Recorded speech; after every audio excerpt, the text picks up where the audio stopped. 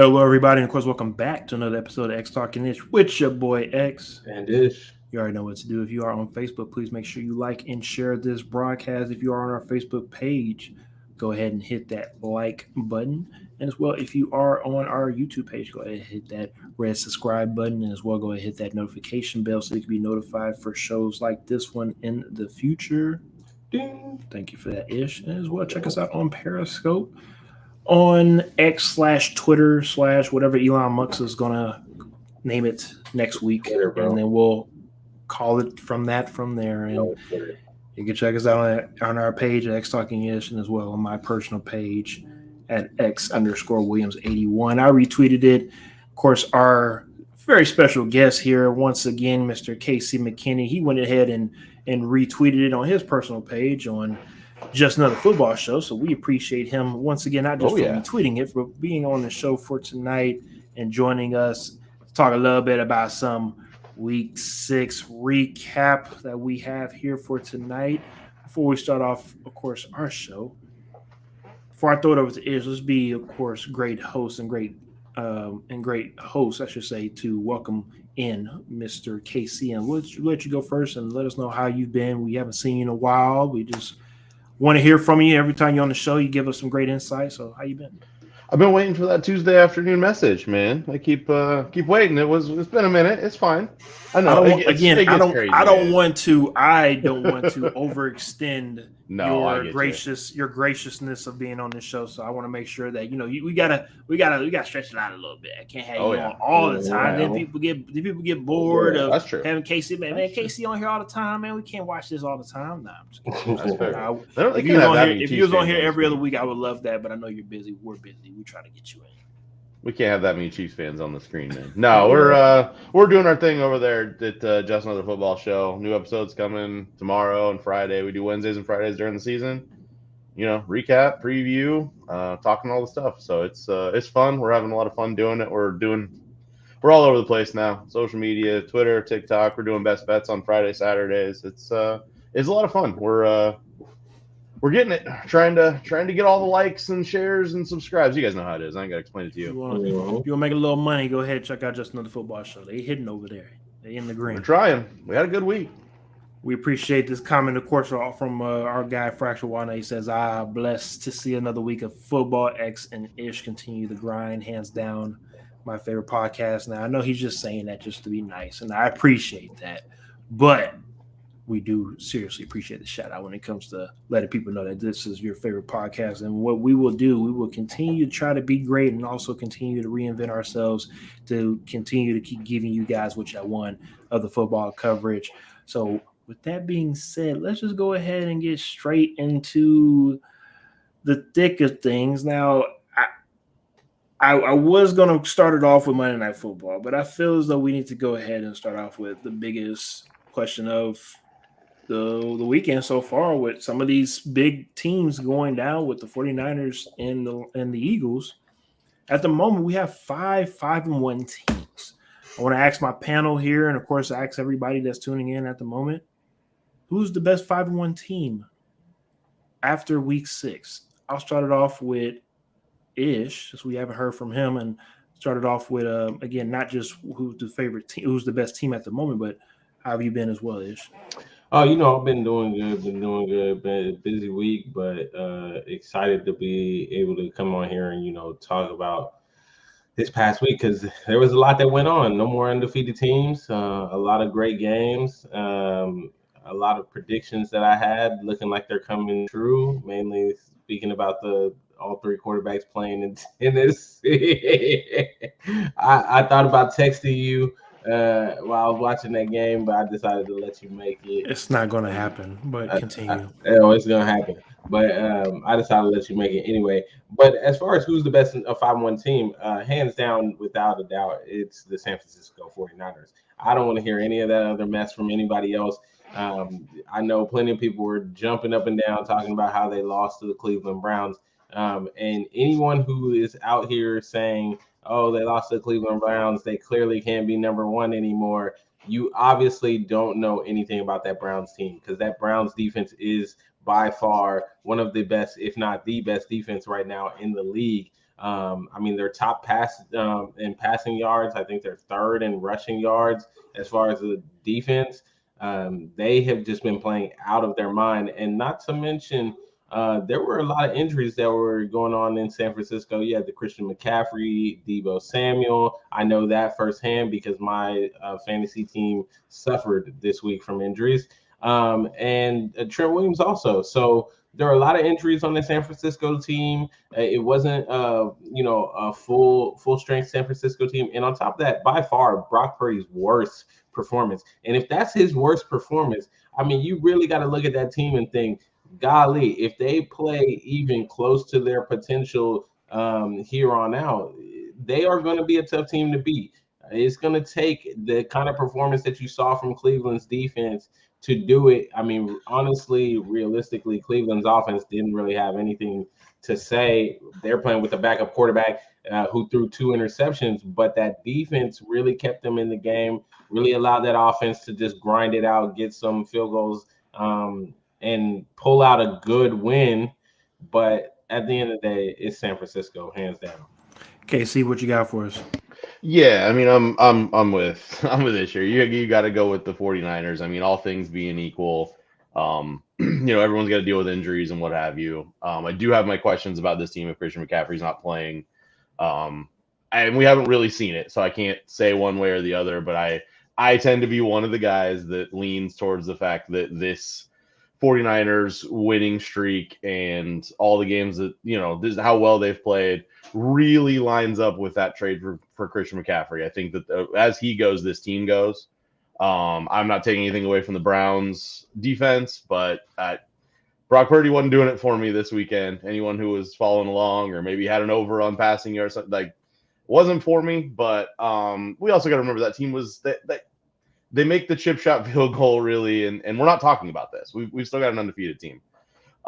They should have won that game, whereas a team like the Eagles, the last undefeated, they sort of just they blew that one. That was a bad offensive performance, a bad performance from a few guys on that team, and they'll bounce back. But I think it's got to be the 49ers here. They are the most complete team. They're one of the top coach teams, right? I'm always going to ride for my guy Andy Reid, but what they're doing there is special. I mean, I can say the same for the Dolphins, though. I love what's going on there. But it's got to be the 49ers. It's just, for now, it's got to be. For myself, I feel like it's easy for me to be the third person to say the 49ers. So I'll switch it up and I'll say the Eagles. And the reason why I say that is because I will use exactly what Ish said when it comes to Brock Purdy's performance and look at Jalen Hurts and his performance. That was against a really good defense, right? The Jets defense, we talk about them coming into the season about how top 10, top 5 maybe they're supposed to be.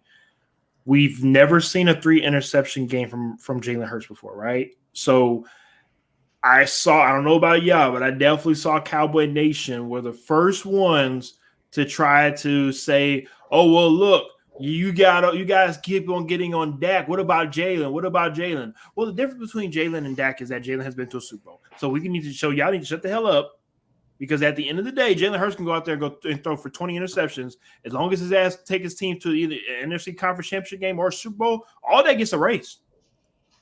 I know that sounds crazy, but it does, because at the end of the day, if Dak Prescott went out and threw 3 interceptions, but he threw his 4th interception when it really mattered in the playoffs, guess what? That 4th interception really fucking matters. So it's not about how many you throw. It's about the situation of where you're in, of where that either touchdown, interception, sack, pressure, whatever it is, really matters, right? And that's why I look at this Eagles team as that was we let a game slip through our fingers. That's just how I mean, 9 times out of 10, with a Zach Wilson-led offense, the Eagles are going to that game. Let's be honest, right? Same thing we probably look at the 49ers and that Browns team. Maybe Browns win maybe 3 out of 10, 2 out of 10, whatever, right? Maybe the Browns have a little bit better chance beating the 49ers than the Jets will beating the Eagles. But the Eagles just had an off night. A.J. Brown still doing what he's doing, 100-plus yards, right? That connection has not gone anywhere.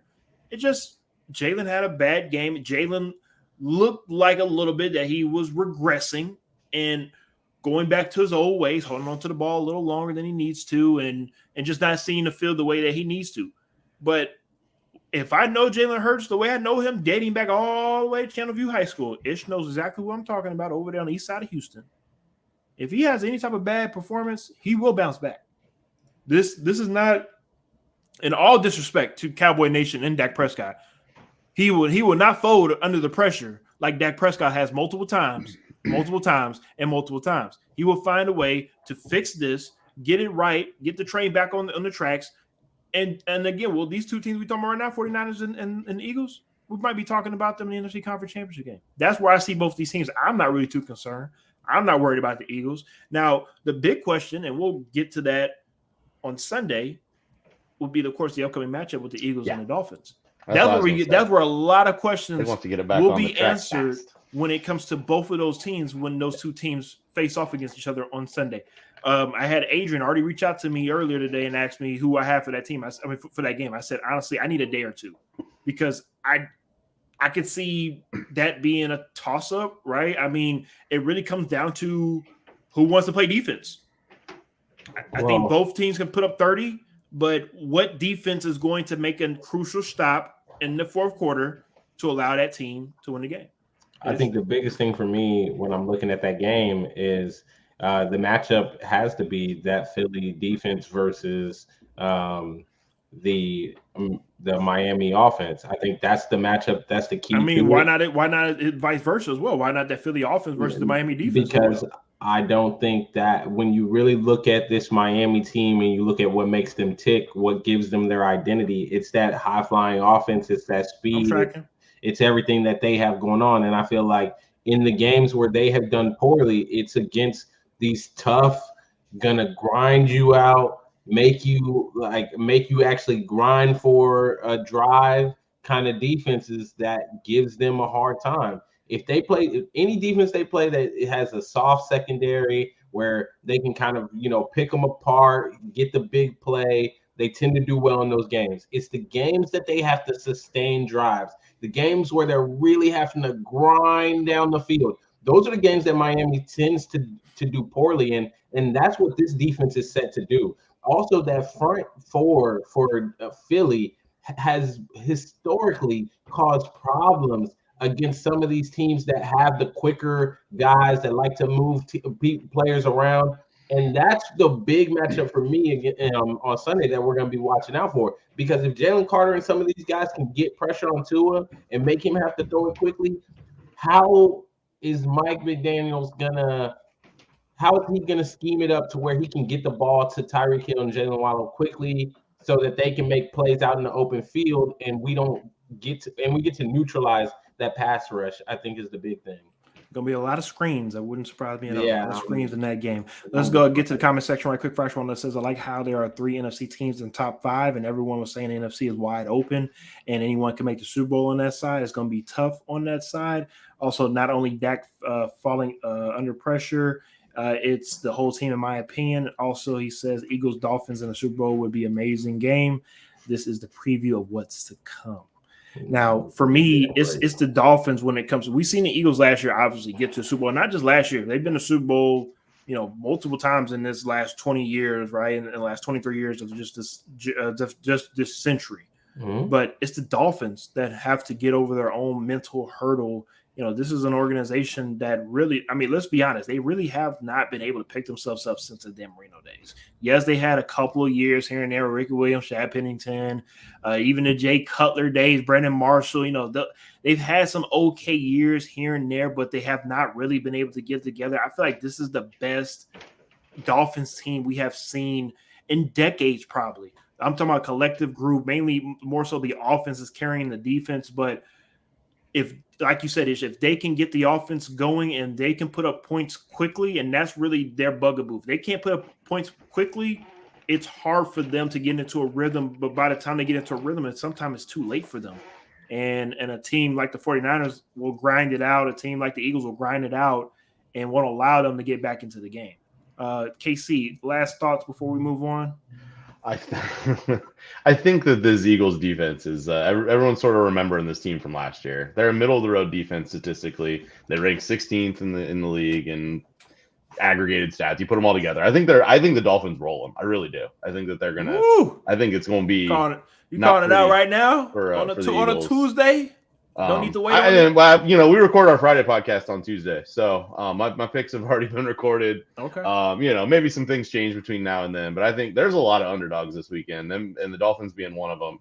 I know they're just, I think they're going to come out. They're not supposed to win this game. The Eagles are the team. I really like this Dolphins offense. I think that they're gonna be able to scheme up and deal with that pass rush, which is very good. But this secondary isn't the secondary from last year. I think that Tyreek's going to get loose, and he's going to get his yards. He's going to get his, and I think the Eagles are going to be the team trying to play catch up. And when they do that, when they tend to try to force the ball down the field to AJ Brown, who has got his over the last few weeks. Turns out if you throw a fit on the sideline, you get 125 yards every game after that.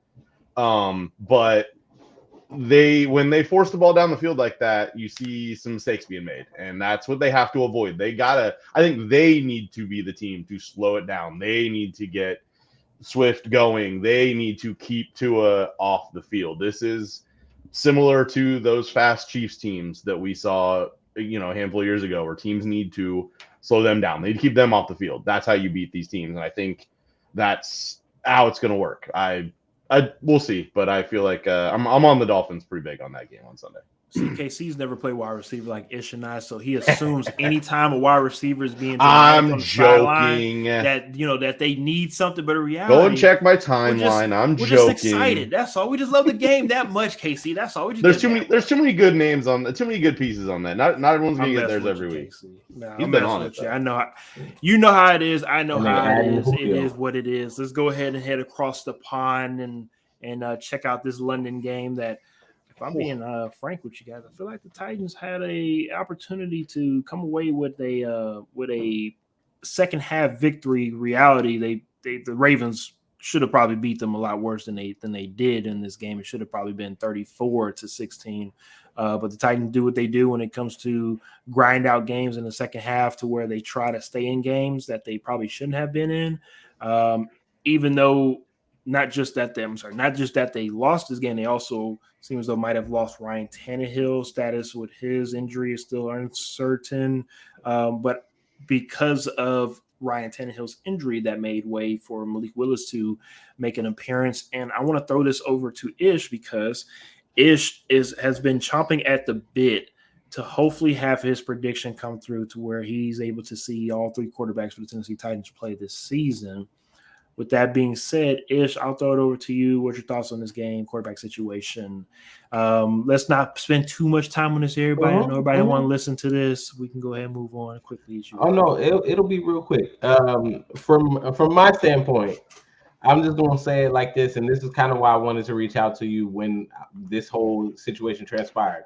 If Ryan Tannehill is out for any extended period of time, we will see Will Levis play at some point, because Malik Willis looked like hot garbage. I am sorry. There was all that talk about how he got better, all these things. I legitimately am watching this, and I'm not gonna say it was all his fault. Like the pass rush was getting to him very quickly. So like I'm looking at it and I'm watching it back. There's no time for him to even wait for a receiver to even get open or look for a window. Like the pass rush was getting there. But then there were plays where I'm looking at him like, this is the guy y'all said got better? Oh no. If Ryan Tannehill out for an extended period of time, oh yeah, my prediction coming true really quickly, because that was not it. I'm sorry. I was pained to watch it. I'm not even a Titans fan. I know it was paining you. I was gonna call and ask you, are you looking for Will Levis to get in this game? Because it doesn't look like Malik Willis is gonna do anything, but hey.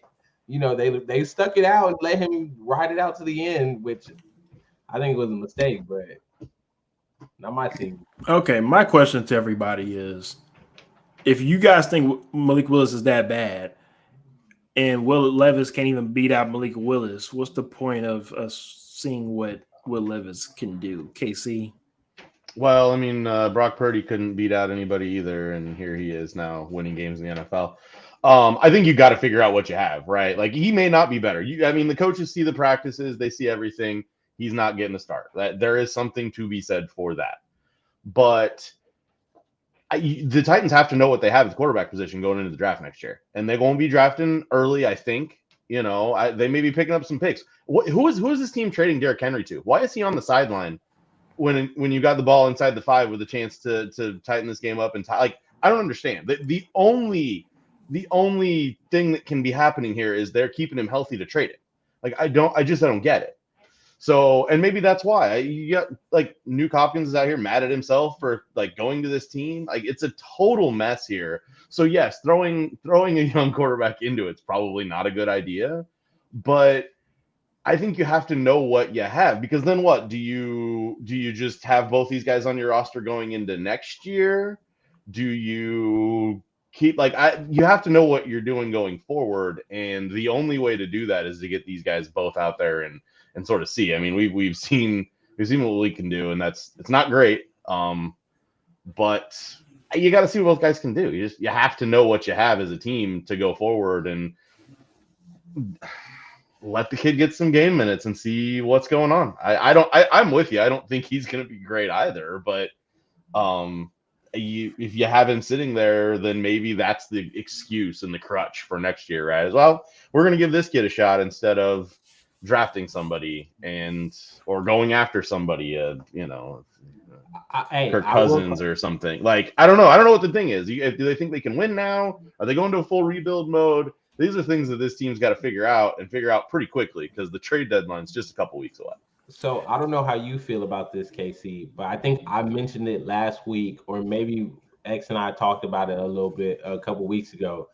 As a GM, I like everything you're saying, because as a GM, I think this is the year of all years where you cannot, if you're a team that needs a quarterback, you cannot go into the draft and not do your homework and be ready to select a quarterback at any of the early rounds in this draft. They're saying this is the draft of all drafts of quarterbacks. There's so many guys that everybody loves coming out. You cannot be a GM with a team that is on the fence about some of these quarterbacks and go in the draft and miss somebody because you decided you wanted to go get a left-in that doesn't even play for you a year from now.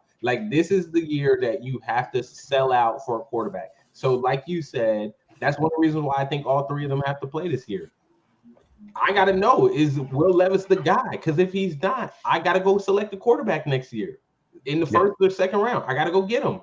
I'm sorry. It's got to be done. We've seen it happen with Josh Rosen before, where he came in and they got moved on from him the very next year. I think the same thing may need to happen in Tennessee. We're going to have to wait and see. But I get your point, X, about, if he can't beat Willis out, then you got to be able to own the mistake. You made. I mean, look at the Niners. They did it. They understood. This Trey Lance thing didn't work. We're moving on. And they moved on. They clapped their hands together and say, we'll go ahead and there's a non-zero chance that it would have worked for them. They just they got a good thing going. They're not going to mess it up. I will say you're not wrong on the whole Brock Purdy comment, but the difference between Brock Purdy and Will Levis is that there was reports from guys like Debo and other guys on the wide receiver corps that was already saying that Brock Purdy was a dude. They already knew from training camp that he was a dude, right? We haven't heard that about Will Levis, not from anybody. And again, it's no shot to Will Levis at all. I'm not saying that he's an issue or because he likes mayonnaise in his coffee that's a problem, I don't care about any of that. The serious issue that I have is that it looks like we picked up just a middle of the pack quarterback that's just going to be average, and that's okay for Will Levis. Go collect your $60 million like Blaine Gabbert or Chase Daniel, and go be great and go and do whatever you want to do outside of football. I don't have a problem with that. If that's what you want to do, that's fine. But for a team like the Titans that's starving for a franchise quarterback that haven't had it in a while, even with Marcus Mariota, there were still questions with that position. Like I said, I fully agree. If you do not the selection that you make at the quarterback position in this upcoming draft, if that person is not who you hope it will be, it could be a lot of GM jobs. I mean, that's just that's just how I look at it. Also, because if Rand, the GM for the Tennessee Titans, decides to go with another quarterback, he drafted Will Levis last year. So if he decides to go with another quarterback and it doesn't work out again, that could be his ass, right? So this is going to be a very, very, very, very important draft, not for the Tennessee Titans, but also a lot of teams in the NFL, to where, it's do or die at this point. Well, yeah, obviously, a lot of people obviously feel like Caleb Williams will be the number one pick and will probably most likely go to the Bears, and then the Bears will figure out what to do with Justin Fields. But after that, there's no guarantee of what quarterback will be the number 2 or 3 quarterback off the board. I don't think it's a guarantee that Drake May is the number 2 quarterback. I don't even understand why he is the projected number 2 quarterback. If I'm being honest with you, I don't see anything special out of Drake. I'm looking at guys in the Pac-12 like a Michael Penix. You're hilarious. Like a Michael Penix, right? Maybe a Shedeur. Again, depending on how he finishes off the season. I got to see how he finishes off the season, because right now, numbers don't tell the whole story of how he's playing. Yeah, he's a passing leader for the NCAA, but that doesn't tell the full story, right? Again, there's some guys in the Pac-12 where I want to see how the season plays out, to where we might find a guy that was supposed to be a third-round guy that moves up to the first round and ends up becoming your franchise guy, or vice versa, where a guy that's projected first round drops all the way to the third or fourth round and ends up becoming your guy. So 1,000,000% agree. We'll have to figure out for Tennessee Titans side what direction they're going to go with that. I'll finish it off when it comes to this game in general. As a Ravens hater, I'll be the first one to say I hate the Ravens. I don't care for the Ravens. I respect them, but I hate them. Shout out to the Ravens for finishing this game. Shout out to Lamar Jackson. I know a lot of people feel like I don't give Lamar Jackson credit, and that's just not the case at all. Shout out to Lamar Jackson on being able to not just win this game, but just throughout the whole season, being able to play with poise, getting better week in and week out. I don't think the numbers are showing how well he's been able to play and will continue to play. When it comes to Lamar and the Ravens, it's just like with other quarterbacks and teams that we talk about, obviously like Patrick Mahomes, Josh Allen's, now with Joe Burrows and things of that nature. We don't care about what you do in a regular season. I don't care about passing stats and touchdowns and rushing touchdowns and highlights. It's about what you do in the postseason. So we'll have to see how this Baltimore Ravens team look once they get to the postseason and how Lamar performs there, because at this moment, that's all that really matters from him and that team. So let's go ahead and move on to the 49ers and Browns. Wanted to talk about this game briefly, mainly because obviously one of the biggest upsets of the weekend, but also the way that the game started, the way that the game ended. Obviously, it was a little melee in the beginning of the game, or before the game, with Debo, Trent Williams, a couple of course guys on the Browns. I don't know if that would initially gave the Browns a little bit of juice to try to, obviously win this game. But it seems like it definitely helped. I will say that the one thing about the Browns, because they do play in quote unquote the black and blue division when it comes to playing at AFC North, they have bullies of their own, right? They're not intimidated by a lot of other teams, as well as the way that 49ers can intimidate other teams coming into their own stadiums. And I think the Browns wanted to definitely send a clear message. I felt as though that they did by standing their ground, and they did also by playing the game and winning the game. Casey, I'll start off with you. Any notable takeaways from this game, obviously besides the upset from either side of the ball? I don't know. Maybe I'm cynical. I suppose. I feel like I'm taking nothing away from this game. There's just so many variables, and even with all of those variables, the 49ers still should have won this game if the field goal. And again, anything can happen. Rookie kicker feeling that moment. Right? Maybe that's the thing. But I'm not buying this Browns team. I know the defense and this, that, and the other. Like, it's just, I don't know. The weather, the Niners injuries, I chalk everything up to the Niners losing this game and not the Browns winning it. I mean, all we want about that Browns defense, the Niners still drove down at the end of the game, missing all of their pieces, and still were in the spot to kick the field goal. And we had 2 terrible penalties, and this game should have never been tied up to begin with. And I'm sorry to cut you off, but my question to you is, you're not buying them just solely based on everything that happened, transpired in the game when it comes to the injuries, the silly penalties, just everything that happened. Do you feel as though that if this game was played either on a neutral site, either in Santa Clara, or in a game where, again, none of the extracurricular activities happen prior to, you feel as though this game is completely different? I feel like if this game's played and it's not raining, this game's completely different. Like, to me, I think this Niners team. We talked about it there at the top of the show, right? This Niners team is the best team in the league. We all sort of agreed on that. I know X, you dissented in order to get another team out there. I get it, but I like I said, the Niners still drove down here at the end of the game after the drive should have been over. Two terrible non-calls or calls on the Browns' final drive to get down and take the lead.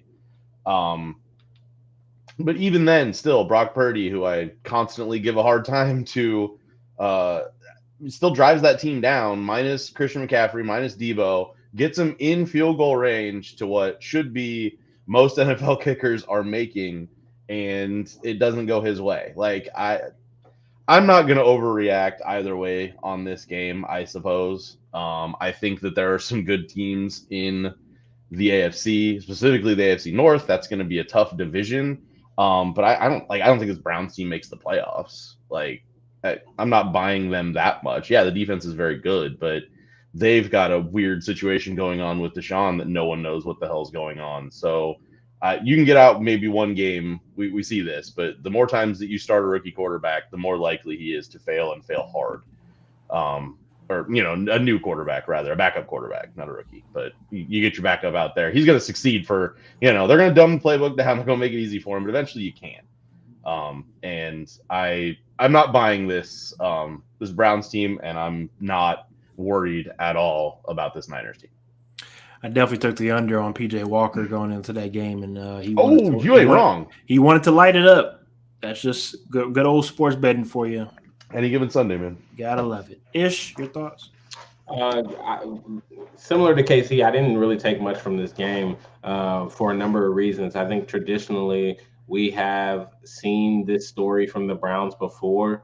There's been hype about them, maybe a couple years ago when they were built really to be the team to win that AFC North. They had the defense. They had the defensive line. They had the secondary there. They had Nick Chubb in the backfield. They had all the pieces, and you really thought, like, okay, the Browns are actually going to compete.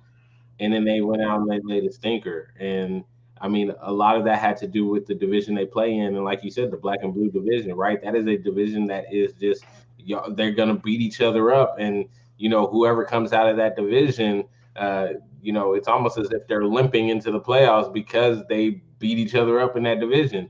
I think there's still a lot of football to be played. There's still a lot that's going on with the Cleveland Browns. Not having Nick Chubb, Kareem Hunt hasn't done anything to really, light a fire under me to make me think that, it's a return of the old Kareem Hunt or he's going to fill in Nick Chubb's shoes. Like, I haven't seen anything that make me believe that. The Deshaun Watson situation is a little concerning at this point because it's not clear what's going on. So for Cleveland, I'm still waiting to see, is this true or not? Is this actually a legitimate situation? And for San Francisco, there's no concerns for me. They lost to a team that just, they put it together on their day at home with one of the best defenses in the league. So everybody gets beat at some point. It's the same thing I say for the Chiefs. I never get too high and never too low when the Chiefs lose games because for me, I know what that team is made of. I know what that team's goals are, and I know what they're able to work towards. And they have that winning culture within the building that one loss does not tear them down. I know the same it can be said about San Francisco, so I'm not concerned about them. Meanwhile, in Cleveland, who knows what next week is going to look like. Who knows? Great question there. All right, let's go ahead and move on to the Saints and Texans game. Now, the reason why I want to talk about this game very briefly is because this Texans team, right? I mean, it just I want to chalk it up to them being young and, are going to find a way to not be as successful this year because they are young after the loss against the Falcons last week. I just thought that was one of those games where they should have won, they didn't, and then maybe that might hinder them from being able to make an 8-9 win season out of this season.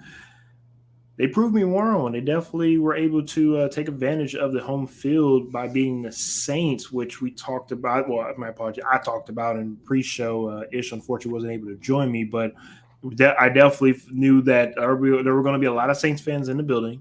Obviously, Ish and I know that, hey, living in Houston, you have plenty of Saints fans here, and they were going to pack the stadium.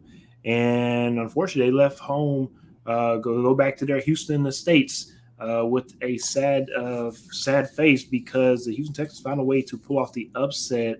But if you really honestly ask a couple of folks that are part of that Houston Texans staff, they probably don't feel like it's an upset because of how they prepare and how they get ready for games.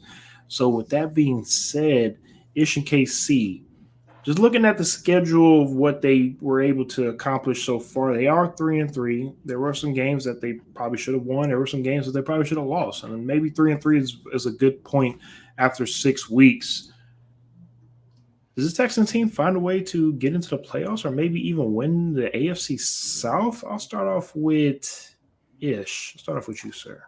I don't know. It's difficult to say because of the other teams in the division that's competing with them. I think mainly the Jacksonville Jaguars are the team that may have a say. The team that we unanimously selected to win the AFC South going into the season. Not me, but continue. But I think that there's some things that we still need to see. One of the things that concerns me about this Texans team, which is a concern only because they are in the conversation. If they weren't in the conversation, it wouldn't be a concern. I would just chalk it up to them having a young quarterback, having a first-year offensive coordinator. But this game, honestly speaking, was not close. It was not close. They should have won this game by a larger margin. If you actually watch this game, just like against Atlanta, they were driving down the field consistently and kept settling for field goals or kept having a drive, stall at the wrong moment. But they were making plays. They were moving it down the field, and they were really able to stop and stutter this New Orleans offense. And I'm watching and I'm thinking to myself, if this team can build the right culture in that building, if they can start to finish these drives, this is a real contending team. They actually have something that, let's look at San Francisco, where this coaching staff comes from, and you can see the making of another San Francisco. I mean, and I would argue with a better quarterback at the helm.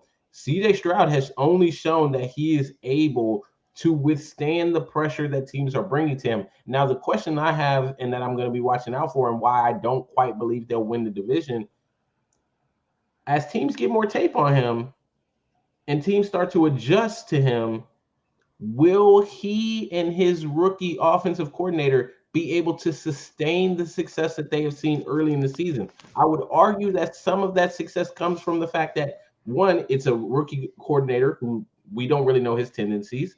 Two, is a rookie quarterback, which we're still trying to figure out, like, what can he do? What doesn't he do? What is the team scheming for him? But as we get later into the season, we start to have more tape on that. We start to see what your tendencies are. We start to see what his strengths are and what you're scheming for him. And then we can adjust to that and attack those things. So I definitely want to see how they progress later in the season. But I think the Jaguars in the end are likely going to win the South because it'll be a crime if they don't win the AFC South. I'll just say it. They have too much talent. There's too much in Jacksonville for them not to win the AFC South this year. I agree. Casey? Yeah, as much as I want to, not take this team seriously and say that, that they're going to – looking at this at the end of the season, maybe we'll find this conversation a little funny that we actually thought this, But then I look at their schedule and it's like, man, why not though? They've got this weird thing where they beat the Jaguars, right? I don't know what's going on there. Trevor Lawrence can't beat the Texans. It's weird. And it's that way with that division. Certain teams just can't beat. It's a divisional thing. It's just weird. Yeah. But I mean, they play the Bengals. I don't know if we're buying them or not anymore. Who knows? But there's a lot of beatable teams on this schedule for them. So I don't know.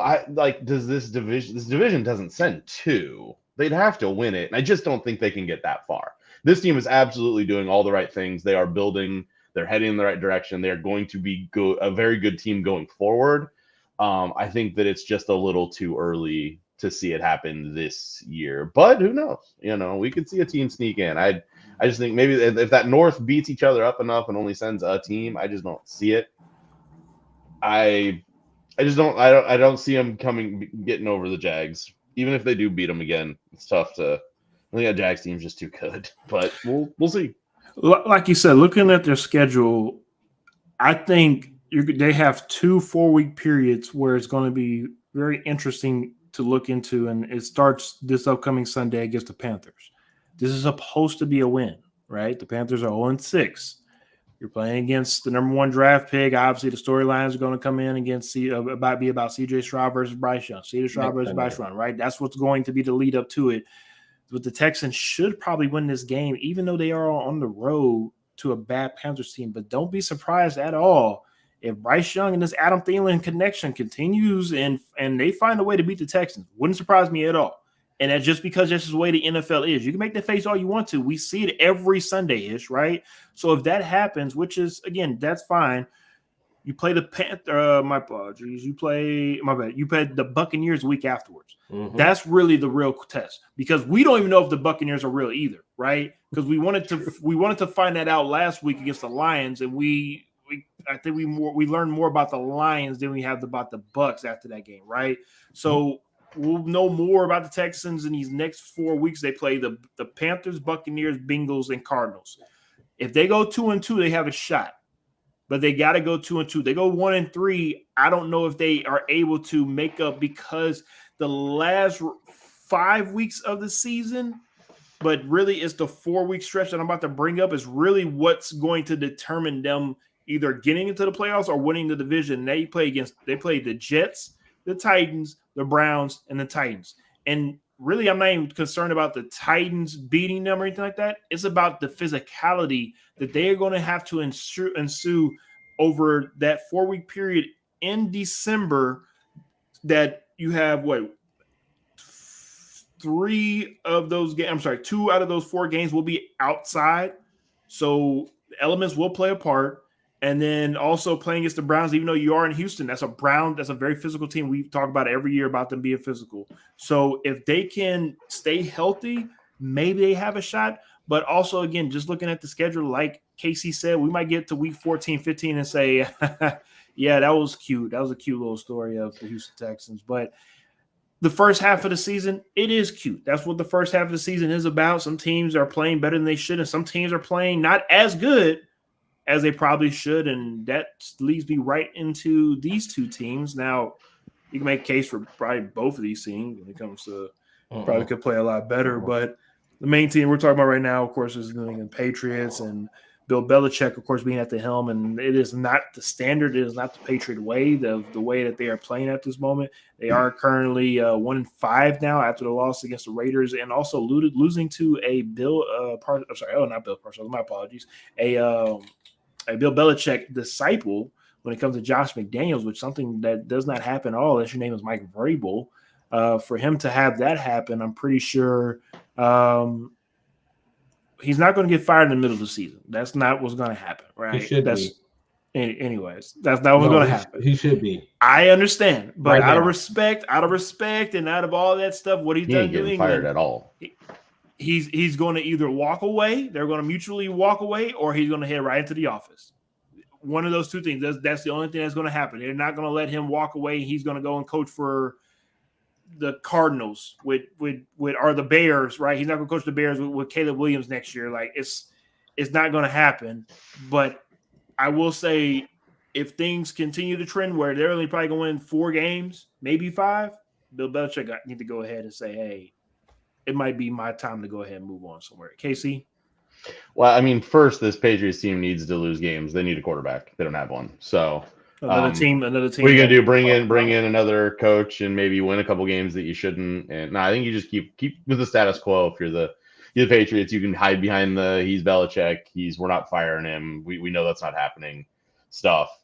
And then, yeah, we'll see if he wants to move on, if they have a bad enough record that they can, maybe get one of those top quarterbacks. I don't know. Like, there's so many teams that are sort of bad enough to end up there that I'm interested to see who actually ends up there. Can I ask you a question? I'm sorry to cut you off once again. No, you're good. It seems as though ever since Brady has left, I'm not saying that they've been trying to find the heir apparent, but every person that they felt as though Jared Stidham, remember that was the baby goat, and then now Mac Jones thinking that he was supposed to be the guy. You can maybe even throw in there Bailey Zappi, as Ish loves him some Zappi. Yeah. It just seems as though that these guys are not working. And who is the person that also put these guys on the roster? That is Bill Belichick. And if you look at the last 10 years, maybe even dating back to 15 years, his record when it comes to drafting is not that great of a record. And Ish and I have talked about this on the show. People can get on the Cowboys all they want to, but their draft record is beautiful, right? The Patriots draft record so far in the last 10 years alone is horrible. And I don't know if them drafting a quarterback will fix everything, all their woes prior to, because I think they have so many more holes in this team than just that quarterback. I'm sorry to hijack it, but that's just that's just kind of how I see it now. There you go, Casey. No, you're absolutely right. Like they need more than just a quarterback. But the thing with Brady is he turned these guys who may have not been anything on other teams into stars, right? You don't need a Tyreek Hill because you're making one of the best. I mean, at the time in the league, you're making Wes Welker a thing. Like no other team's doing that. So you're right, but that's where it starts. Like we're going to see so many teams in that same position of that's where it starts. You get that young quarterback and you try to build around it, and you've got 5 years to figure it out before the window closes and maybe it's time to figure it out. I do think that maybe Bill Belichick's done here. One of the things no one's talking about, or I've seen a few people talking about that made me laugh, is if this team's bad enough this year, he can actually become the losingest coach of all time. That's just a longevity thing. It's because he's been in the league for so long. Yep. It's the same reason that Frank Gore broke all the rushing records that he did, is because he was just around forever. But I do believe that I think that Belichick does feel as though he needs to prove something. So I do see a world that maybe he moves on. They decide to part ways. I know I've joked with you on Facebook a couple times there, X. The Chargers are a very interesting candidate to give him Justin Herbert and see what he can do. That really interests me. It doesn't as a Chiefs fan, but it interests me from a football standpoint to see if he does decide to, or if he just decides to be done. It's a possibility that he's just had enough of it and he's done. That's a possibility too. He ain't a spring chicken anymore. Guy, in New England after this year, but they're not firing him in season. It's never happening. He's done too much for that team. This team's not winning either way, so why fire him? It's the same as Eberflus in Chicago. Like he needs to go, but what are you gonna do? You're gonna continue out there. Else. And what happens if that other person starts winning? What if a Romeo Crennel happens and all of a sudden you build all this locker room BS with a coach that's never going to get the job? Well, and all of a sudden, players want this guy there. I mean, same as in Houston last year, right? Like if they just left it, they would have got them like a whole pick. Everybody and their mama knew that Romeo Crennel was never going to be the head coach. I understand that, but he had the team right around his whole thing. But he's going to finish out the season. There ain't no way, unless there's some weird medical thing or a way for them for him to step away without actually. That you're not going to see a press conference where Bill Belichick was let go. It's just not happening. Ish. Bill Belichick needs to be let go. Ish is standing on this. So does Josh McDaniels. That's a whole different situation. He need to be let go as well.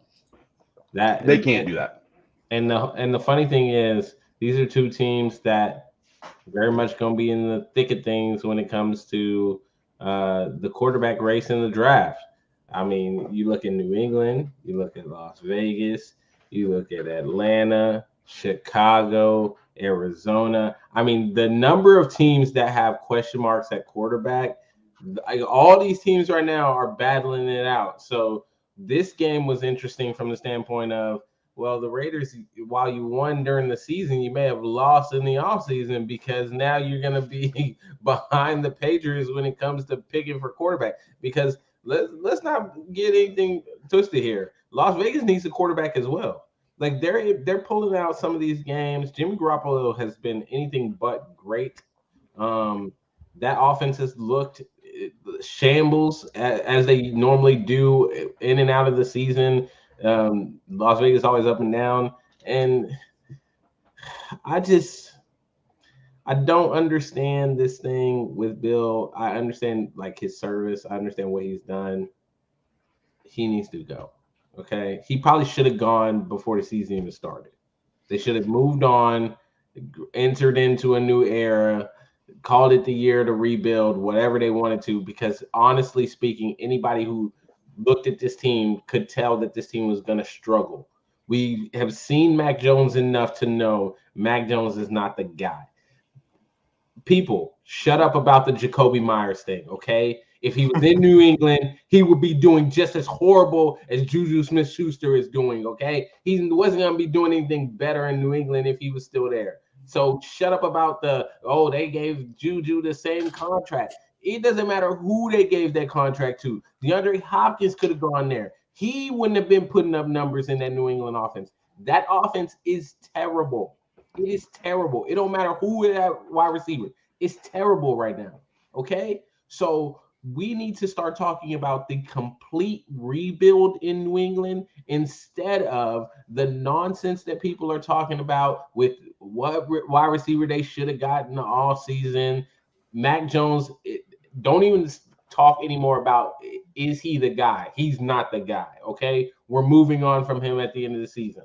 All of that needs to be done. They're completely rebuilding. Bill can stay for the beginning of the rebuild or he can leave. I don't care, but he need to go somewhere, go into the front office, be the unofficial president of the New England Patriots. I don't care, man. Create a position for him. They do that anyways in a lot of industries, so I understand. Fracture says, if I'm the Cards, I'm shaking in my boots because the league at quarterback is hurting right now. Like I said, they might not have the worst record. I'll wrap this up with a bow. And Fresh One says hashtag Mac is whack. This I think more so than anything, us football people that watch football, we get, and we already knew that the Patriots were going to be bad going into the season.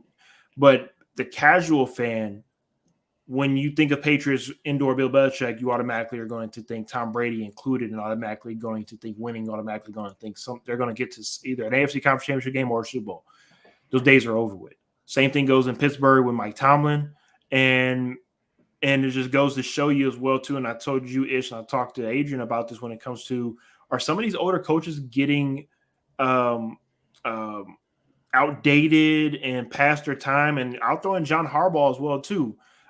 Great coaches, but they've been in the league for a while now. To where are they getting passed up by some of these younger coaches more with these offensive schemes and being a little bit more fun to play in? And some of these free agents wanted to go and play there instead of going to a quote unquote blue blood of an organization like a Steelers and Patriots, because you know that if I go to this organization, I know that we can win.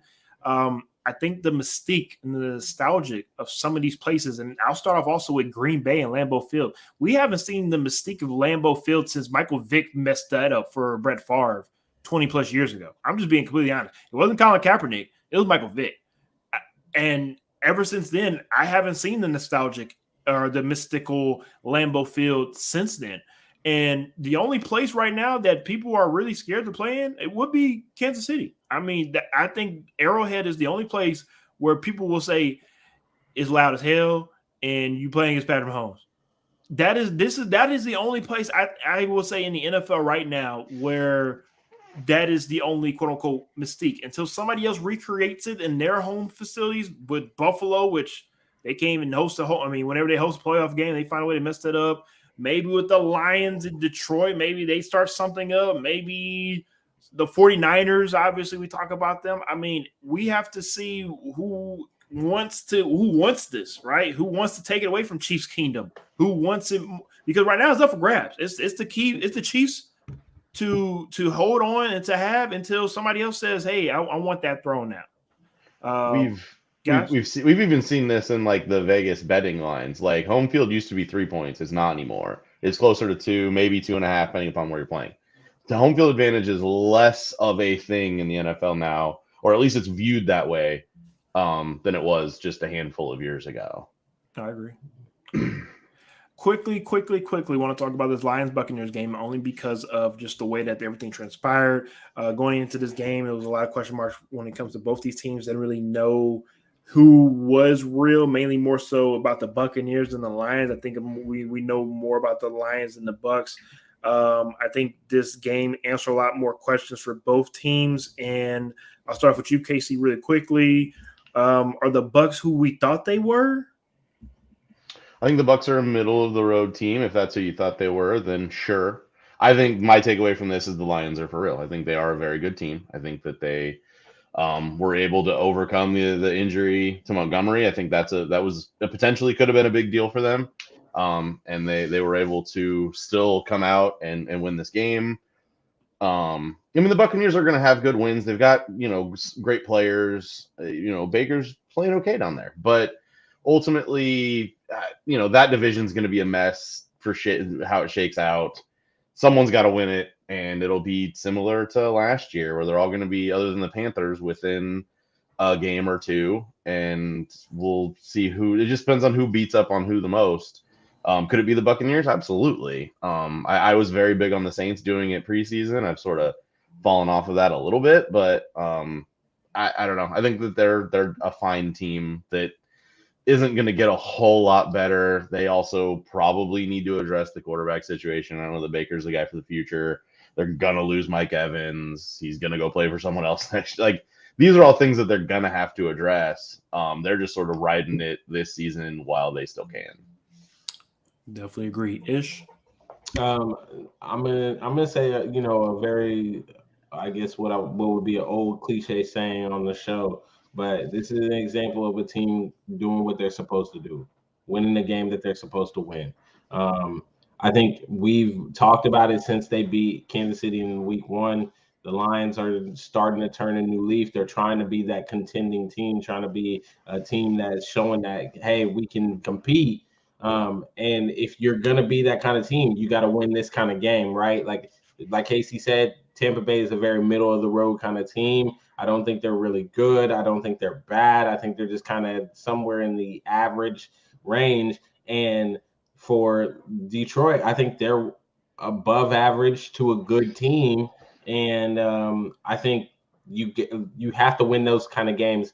You have to win these games to be able to compete or win your division. And that was an important game for them this week. I'm happy to see them pull it out. I'm happy to see them overcome the adversity because that helps them later in the season when they are playing for these games in the division. So hopefully they can continue to build on this and we can see them, potentially meet the potential that we have for them or the expectations that, we're kind of set on them, especially after that week 1 win. All right, let's go ahead and move on to the Eagles and Jets. Ish, I'll let you start it back up.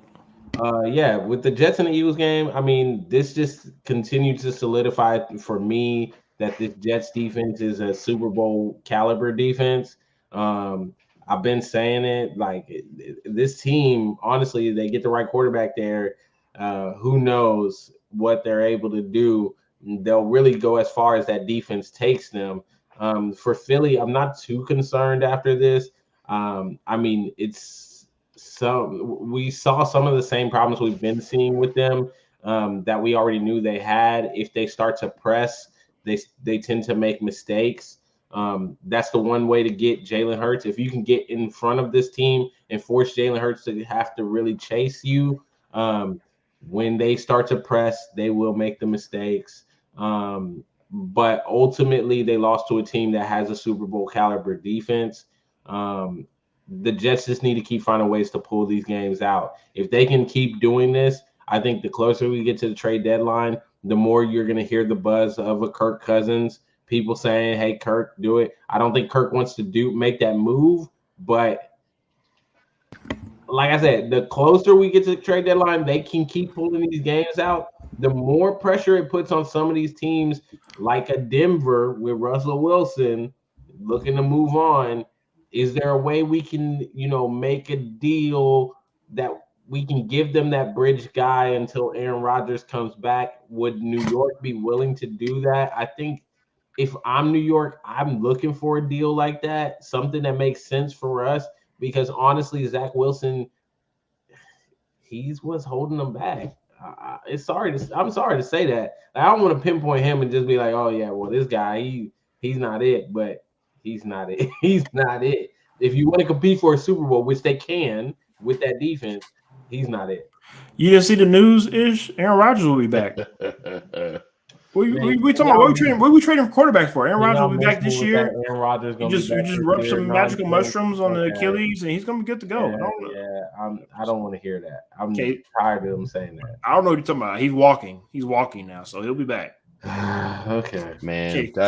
Either do or don't dive down the conspiracy wormhole on the internet when it comes to Aaron Rodgers and the injury and how it's not actually the injury that they reported. There's a whole weird section of the internet that you can go down. He ain't coming back this year, Aaron. They're just doing this so that they didn't have to give up that second pick. He didn't actually tear his Achilles. He's just sitting out for a few weeks.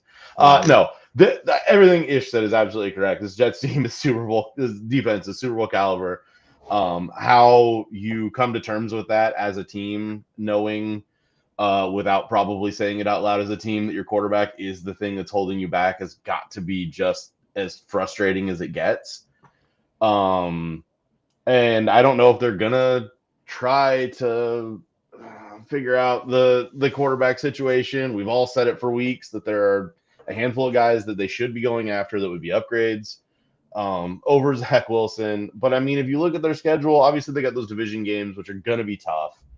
But I mean, they're going to go just murder whoever's at quarterback for the Giants this weekend. Like, poor kid. Like, I don't know who it is, but that poor guy. He's going to get just smashed back there.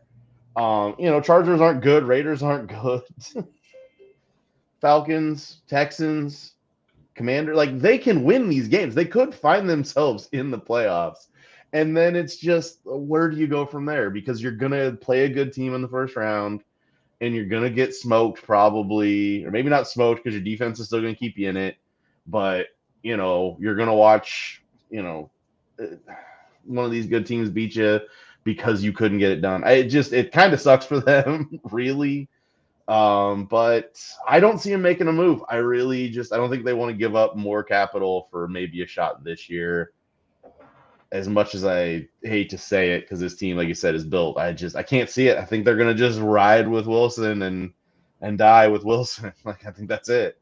I mean, pretty much at this point, I just don't see them bringing in a quarterback. It don't matter if it's Kirk Cousins, who's a very smart and cerebral quarterback. I'm not saying that he can't pick up the playbook and will be able to adjust, but bringing in a quarterback midway season, trade deadline, especially if you're actually trying to contend for something, I can't see that happening.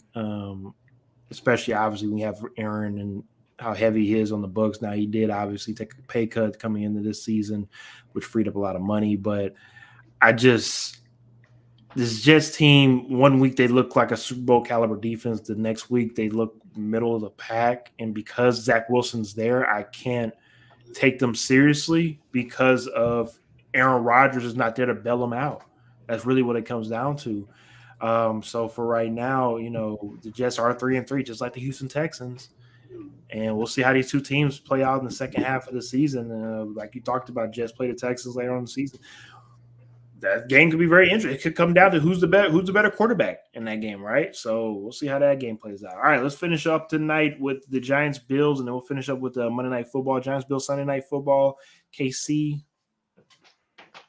Man. That was it was a show. Again, more referee issues. I try not to hold on to that, but this Giants team did more than I think anyone anticipated. I do kind of take a little bit away Now that we're seeing Buffalo play with some of these injuries that they've dealt with, they can't seem to catch a break at all. They're losing guys left and right. It really is hurting that defense a lot. They've lost a lot of guys back there, and my guy can't just do it all for him all season. We'll see. He's gonna try. But I think that I take a little bit away from Buffalo on this. But there's also an opportunity that this was just sort of a trap game. They thought they were going to come in. They've seen the last couple teams that have played the Giants and went, oh well, this is nothing. Like, we're just going to live in the backfield where they're not going to get anything done. And they sort of came out and got punched in the mouth. And to their credit, they were able to sort of regain themselves at halftime and get out there and put some points on the board, which they weren't able to do in the first half. And after that, there are reasons and things that you can point at, but ultimately, terrible play calling on the Giants side there at the end of the first half. I don't know how that audible is even an option. I get you've got Saquon back there, but no, you can't run that ball. You have to get some points there in that tight of a game. But excuses. One team won, one team lost. That's all there is to it. And the better team, I think, did win this game. So we got to just move on from it. Now, there were referee calls. Yes. There were penalties that were very questionable. Some people feel as though that, of course, the last play of the game was very could have been a play that could have easily been called either a hold or a pass interference, which is completely understandable. But like you just stated, and it's something that I talked about online, I don't know if you caught it. I don't know if a lot of people either agree, don't care what I said, or just hate what I said, which is completely understandable. You cannot let the referees dictate the game, especially when it's a game this close. And it's just played a long time. I know, obviously, KC, you dabble in football long enough to know that if you are playing against a team that should be in this game with you, the Buffalo Bills came into this game as a 15-point favorite. The Giants shouldn't have even been in this game. The Buffalo Bills didn't even put up 15 points in the game overall, which is just kind of astonishing to me. I don't know the last time you've seen a game where the team that was favored was favored by 10 plus points, and they didn't even put up the amount of points to even cover that spread. So for the Bills, I agree. They kind of came into this game thinking that this was going to be an easy game. They got punched in the mouth. They was able to recuperate and win the game. But overall, for the Giants, you just can't let the referees dictate your future, because you had opportunities in that first half to be able to put points on the board. You decided not to. And we'll talk about that as well with the next game when it comes to, of course, Mr. Analytics. But when it comes to just sometimes as coaches, I think they want to outsmart themselves sometimes with some of the play calls that they put out there, when in reality you need to just go kick a field goal. Go and run the ball instead of pass the ball on the 2-yard line, like in the Super Bowl with the Seattle Seahawks. Sometimes you outsmart yourself and you put yourself in a position that you didn't need to be in. Ish. To be honest, the momentum really shifted at that right before halftime. That debacle right there at the goal line, and like them not really knowing what was going on, whether the play call was an option play call and Tyrod switched it at the line, I really don't care.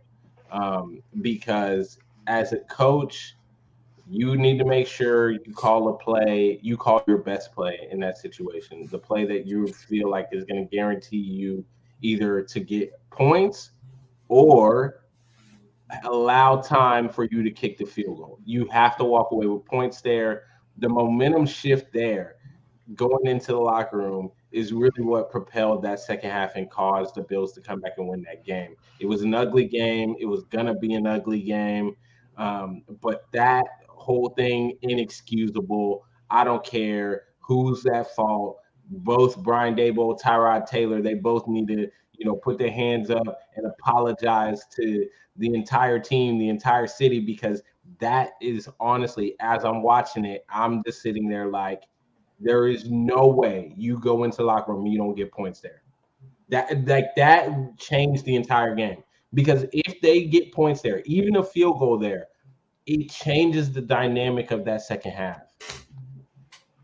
100% agree there. Let's go ahead and move on and finish up tonight with Monday Night Football, Chargers versus Cowboys. And of course, if anybody's been on social media the last 5 minutes, you've seen, of course, the screaming Asian lady that's very excited to root on her Chargers, which I'm pretty sure most people weren't surprised that there was a person rooting on the Chargers. I think they were more surprised that the Chargers have real fans and not AI fans, as we saw a couple weeks ago with You're ridiculous. with their. I'm just saying. I mean, they had the AI, and I'm just saying. But anyways, takeaways from this game, guys. Did we learn more about the Chargers? Did we learn more about the Cowboys? Is this something that maybe for the Cowboys they can hang their hat on and feel as though that this is something that can propel them second half of the season? Is it the beginning of the end for Brandon Staley? Something that probably he should have been fired in last year in the Jacksonville game? Please answer these questions for me, guys, because I'm just sick and tired of the Chargers at this point. I just don't know how this keeps happening. Like, it just I don't get it. Like, this Chargers team is built to be able to win games, and they just cannot get out of their own way. I mean, as a Chiefs fan, obviously I love to see it, but man, like there's a lot of talent on this team. They should be winning games, and now we're looking at them. I don't know, man. He's got to go. They got to get a new coach. I think they'll have options with how built this team is. They've got the right pieces. I mean, we'll see. There's some guys that could walk away after this season, but they got to move on. Especially like you don't get in the playoffs if this team doesn't manage to find a way in, which looking harder and harder. They still got to play the Chiefs twice. I mean, those games are always close. But they're just losing these one-score close games, and you can always pinpoint the moment that they messed it up. Like it's very easy. You can go into every game and go, "Why did you do this?" Like if you had not done this, this is absolutely the one thing you shouldn't have done. Maybe you win this game. I don't know. But they just keep rolling with him. So I have no faith in them actually doing what needs to be done either, though. So we'll see. Yeah, he's gonna finish the season. They're not gonna, they're not gonna fire him early. I wouldn't think. I don't see a reason to, unless something really egregious happens. I don't understand it, man. I just don't get it. If you look at their last 3 losses on the season, lost to the Cowboys by 3, lost to the Titans by 3, lost to the Chargers. I'm sorry, lost to the Dolphins. My apologies, by 2. So, like you said, KC, these one-score games they just cannot finish. Ish. Get Brandon Staley the hell up out of there. Get him out of there. Yeah, like this is too many times, and we talk about this, and I'm getting tired of talking about this with some of these coaches. But this is I don't even know how many years now that we have talked about this team being built for success, being built to win, being built to compete, being built to beat the Chiefs in the West. And then every year they come out and find a new way to fumble it away. I don't understand. Like someone at this point needs to study this team and explain to me why it is that they just can't figure it out. Because honestly speaking, this is not a team that you can say, oh, they just don't have the talent.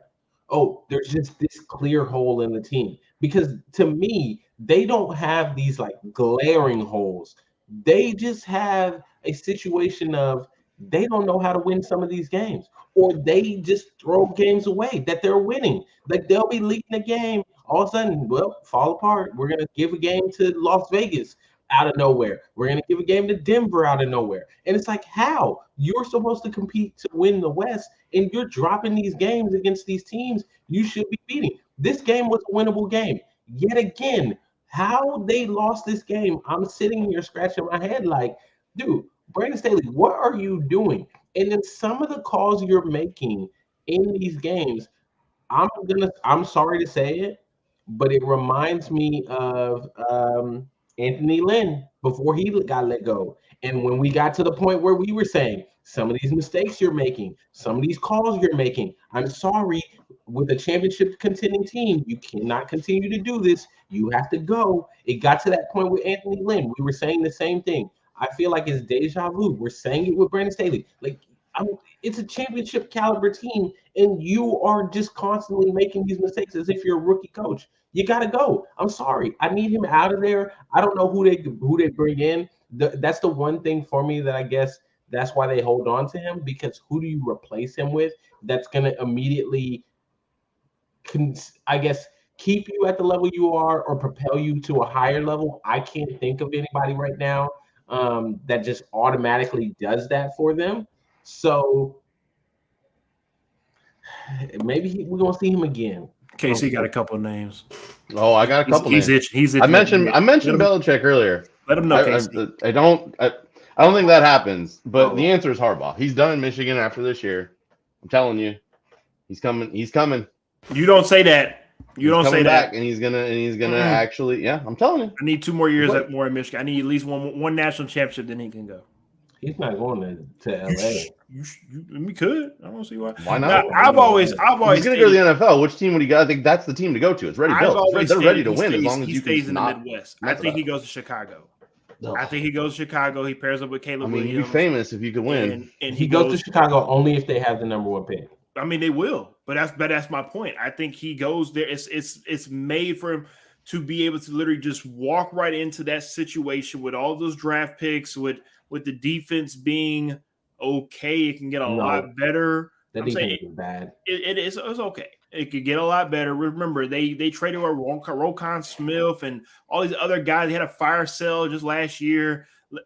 Let's give them time to get back to where the Chicago defense is supposed to be, where it's at. And also Chicago hangs his hat on defense and running the ball, something that Jim Harbaugh loves, right? So it's a match made in heaven, low key. I like KC's take when it comes to the Chargers. Let them be out back in the West Coast once again, slanging that thing all across the field, be a great ambassador for that LA area.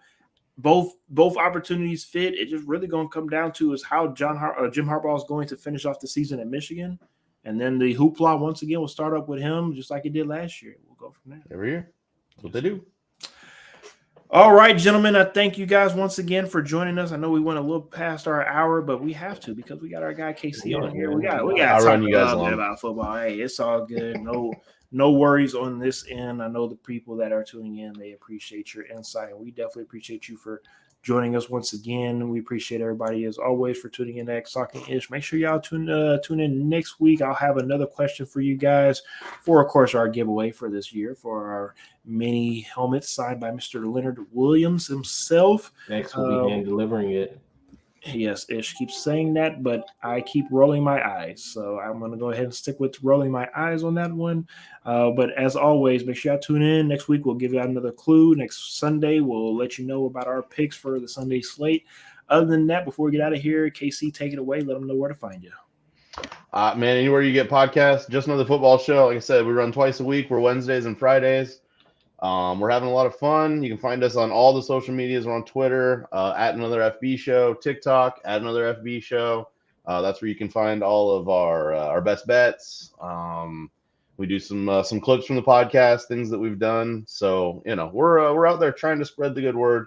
Come on over, give us a click, give us a like, and give us a shot if you like what you're listening to. We have a lot of fun and would appreciate anyone that wants to come over and listen. We're here for you. Before we get out of here for tonight, I do love this comment from Grid Ironic, and I definitely agree on what he just said. Anthony Lynn is too kind, staying out here looking like North Turner. Ooh. And I definitely agree on that one. Mr. Turner, he knows how to burn some good teams out there. We'll go ahead and leave it at that. All righty then. Come on. We appreciate you guys. We'll see y'all on Sunday for our Week 7 preview show, and Week 7 recap show will be on Tuesday here at XtalknIsh.